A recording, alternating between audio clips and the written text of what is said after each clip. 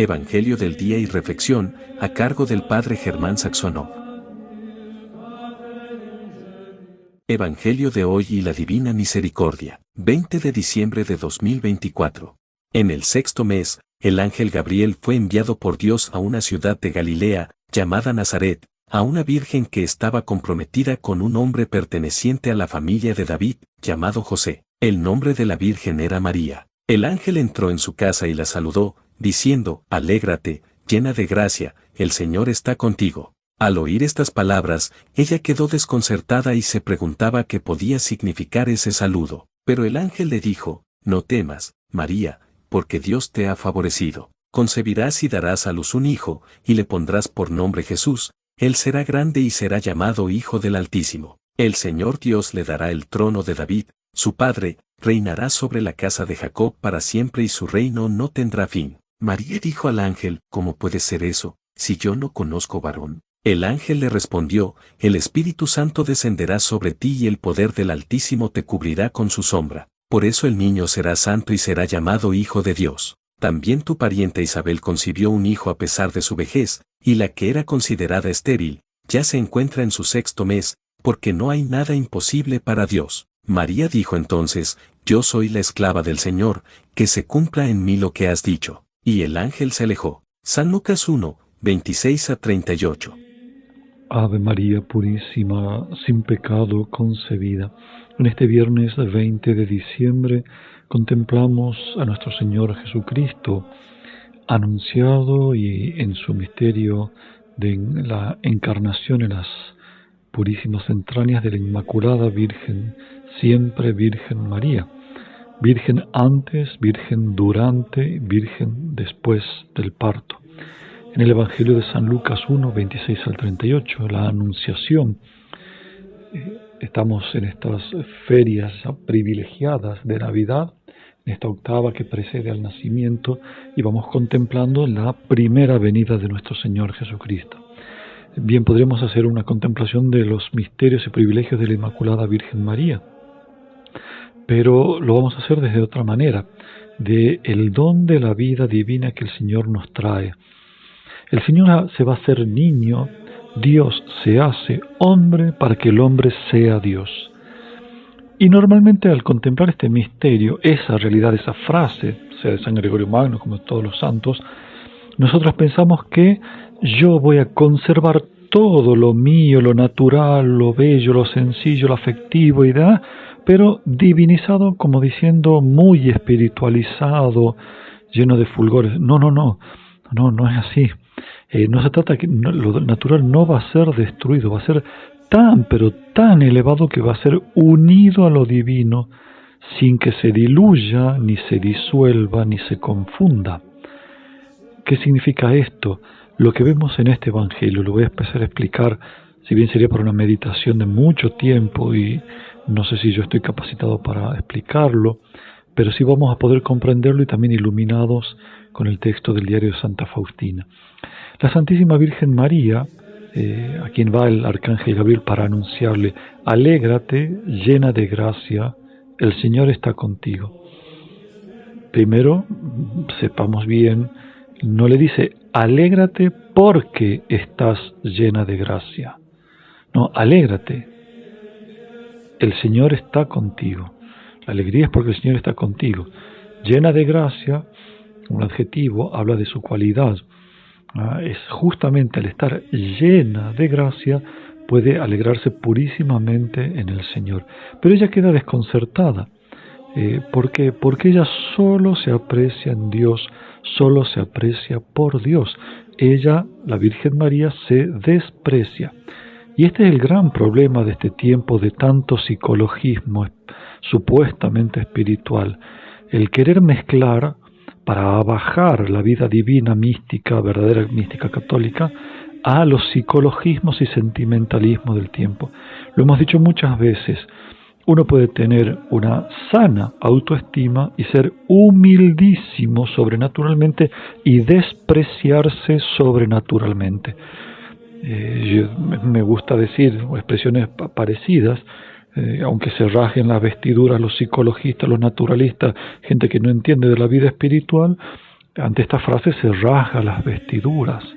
¿Cómo desprecio, autodesprecio, eso no es evangélico, el amor de Dios, etcétera? No mezclemos los planos.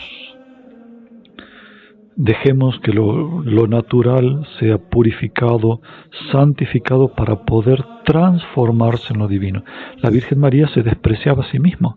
El Señor lo ha dicho en el Evangelio, y María tiene la plenitud del desprecio de sí mismo. El que se desprecie en esta vida se conservará para la otra. Hay que despreciarse uno mismo y amar a Dios sobre todas las cosas. Y un pasaje dice desprecio. Repito, no es el desprecio mundano, carnal, psicológico, con el cual miramos y despreciamos al prójimo o nos maltratamos verbalmente a nosotros. No es del plano psicológico.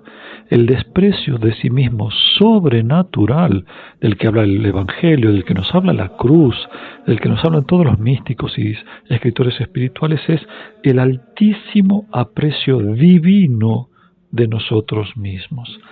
La Virgen María no se apreció a sí misma por sí misma en sí misma. Ese tipo de aprecio que nos parecería tan sano, el que tuvo Lucifer. Sin Dios, ella, por despreciarse sobrenaturalmente, sin ninguna carga de ofensa, ni afectiva, ni psicológica, ni sentimental, se despreció totalmente y se llenó tanto de Dios que se amó desde Dios y como Dios la ama. Es decir, la vida divina que el niño Dios nos trae es amarnos a nosotros mismos como Dios nos ama, de tal manera que es Dios en nosotros amándonos a nosotros mismos. Es decir, un altísimo y purísimo amor de nosotros mismos, que es lo mismo que decir despreciar el querer amarnos carnal, naturalmente, como Satanás se amó a sí mismo y fue su destrucción, fue su carnalización, fue su animalización, fue su naturalización y su pérdida de amarse altísimamente a sí mismo con el amor del Padre y del Hijo y del Espíritu Santo eternamente en una perfección infinita que ahora no vamos a tener modo de averiguarla, de contemplarla, de intuirla, porque no ni ojo vio ni oído oyó lo que ni vino a la mente del hombre lo que Dios ha preparado para que los amos, como dice San Pablo. Y lo mismo del prójimo. Tenemos que acabar de querer amar, digamos así, manoseando, manipulando, manejando la afectividad y demás. Es decir, amar con purísimo corazón. Y eso no mata los afectos, los diviniza. Es amarlos desde Dios como Dios los ama. Así estén en la otra punta del planeta, o personas que hayan nacido hace 2500 años, los amaremos perfectísimamente. Es una plenitud de amor, porque será la Santísima Trinidad amando en nosotros al prójimo y nosotros transformados en ese amor de la Santísima Trinidad. Nada pequeño, nada caprichoso, nada carnal. Por eso no hay pelea, no hay discusión cuando uno habla de negarse a sí mismo, cargar la cruz, despreciarse a sí mismo. Claro, hay que explicarlo. Pero la Virgen María tuvo esto, el despreciar su vida, y se llenó totalmente de la gracia que es la comunicación divina, la unión con la Santísima Trinidad. Y así no podía ver de otra manera la criatura que había sido elegida como Madre de Dios. Porque ella se despreció a sí misma, se llenó absolutamente de la gracia de la Santísima Trinidad. Dicen los santos, dice, la altísima gracia y esplendor de gracia que había en Inmaculada la hacía que nadie podía nacer de ella sino solamente Dios. No hay criatura digna de ella que pueda nacer de ella, no. Tal plenitud de comunicación trinitaria que nadie puede nacer de ella sino solamente un ser superior divino, porque ella misma era superada permanentemente por plenitudes de gracia, crecientemente, o sea, preparada para verdaderamente dar la naturaleza humana a la persona divina del Verbo que nacerá de ella, Jesucristo nuestro Señor, que solo es persona divina, no es persona humana. tiene la naturaleza humana, pero no la persona humana, es persona solamente divina. Ahora, el principio de la grandeza de la Inmaculada es eso, se despreció tanto, se vació tanto de sí misma sin tener pecado, porque este desprecio, lo repito, no es psicológico, no es, por los defectos, no es ofenderse, siendo Inmaculada, no teniendo que arrepentirse de absolutamente nada, no quiso a sí misma, no quiso nada creado, sino solo Dios. Por eso dirá luego, cuando la ensalzan y reconocen la maternidad divina, los privilegios que la fe se le iba a cumplir, que los dones del Espíritu Santo, mi espíritu dirá, se alegra en Dios, no en los privilegios recibidos, no en las gracias místicas. Su alegría está solamente en Dios. Y eso debemos aprender. Para eso Dios se hace hombre, para que el hombre pueda ser Dios, amando como Dios, gozando como Dios, amando a todos como Dios, y no ya con unos pocos y podríamos decir miserables sentimientos exponencialmente crecidos. No, con el amor de la Santísima Trinidad misma. Miren a qué grandeza nos ha llamado. Repito, el desprecio no implica las miserias, ni suciedades, ni nada. Implica el aprecio del infinito amor de Dios, por el cual se prefiere ese amor, y por el cual, si uno dice que prefería el tuyo, el de Dios, que se te quiere donar, es hasta ridículo pensar que queremos quedarnos sin el de Dios, como Lucifer, para quedarnos con algo psicológico que no se aguanta ni nos aguantamos a nosotros mismos. Por eso la verdadera grandeza de la Inmaculada está en este desaprecio o verdadero aprecio divino de sí misma, que es ser consciente de ser creada para Dios. Nuestra dignidad está en ser creados para Dios, haber sido creados a imagen de la Santísima Trinidad, no de Adán y Eva, como repito. No hemos sido creados a imagen de Adán y Eva, sino de Dios. Por eso escuchemos este numeral 593 sobre este desprecio de sí mismo, que claro, por supuesto que en nosotros, no en la Virgen, en nosotros empieza desprecio, que claro, al principio parece que somos humildes si nos humillamos, si somos humildes si nos despreciamos e insultamos. No, son todas miserias y errores nuestros de falsa humildad hasta que el alma entiende la verdadera humildad. Entonces, por eso Santa Faustina ve la lucha del ego, etcétera, etcétera, pero se da cuenta que termina siendo algo totalmente sobrenatural y ella no habla de psicología. Numeral 593. Oh Jesús mío, no hay nada mejor para un alma que las humillaciones. En el desprecio está el secreto de la felicidad.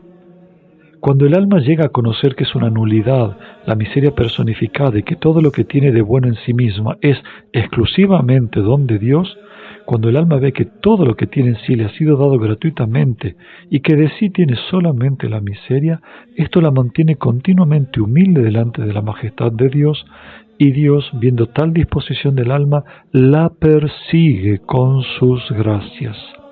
Cuando el alma se hunde en el abismo de su miseria, Dios hace uso de su omnipotencia para enaltecerla.